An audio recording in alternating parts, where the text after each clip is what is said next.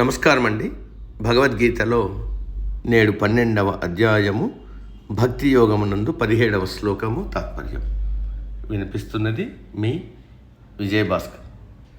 యో న హృష్యతి న ద్వేష్టి న శోచతి న కాంక్షతి శుభాశుభ పరిత్యాగి భక్తిమాన్ యస మే ప్రియ.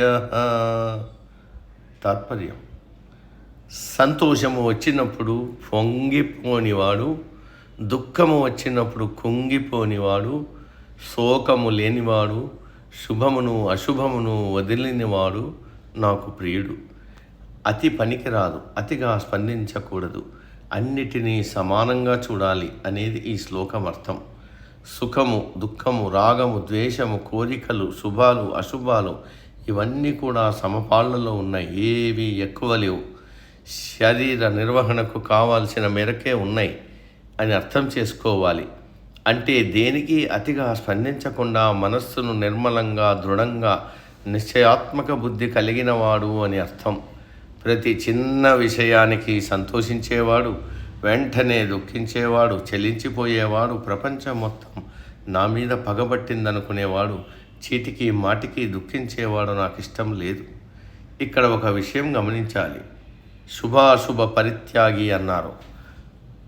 అశుభాలు వదలాలి, మరి శుభాలు కూడా వదలాలా అని సందేహం రావచ్చు. పరిత్యాగి అంటే పూర్తిగా వదిలిపెట్టినవాడు కాదు అని అర్థం. వీటిని సమానంగా భావించేవాడు. ఇక్కడ భక్తుని గురించి చెబుతున్నాడు. ఆ భక్తిలో పరాకాష్ఠ గురించి చెబుతున్నాడు. జ్ఞాని, జీవన్ముక్తుడు, పరమభక్తుడు ఎలా ఉండాలనే విషయం చెబుతున్నాడు. మామూలు మానవులు కూడా సంతోషము, దుఃఖము సమానంగా భావించాలని చెప్పారు కదా. అది అలాగే ద్వంద్వములను వదిలిపెట్టాలి.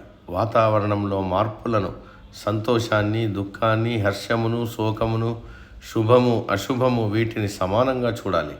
అంటే ఏ సంకల్పము లేని నిశ్చల స్థితిలోకి రావాలి. మనకు శుభకార్యాలు పుట్టుక, బారసాల, వివాహము, అశుభకార్యాలు చావు, దానికి సంబంధించిన కర్మకాండలు, ఇవి అన్ని కాలము యొక్క ధర్మాలు. వీటిని సమానంగా భావించాలి అని పరమాత్మ బోధిస్తున్నాడు. నేటికి సమాప్తం. తదుపరి శ్లోకం రేపటి రోజు. సర్వే జన సుఖినో భవంతు. అందరూ బాగుండాలి, అందులో మనం ఉండాలి.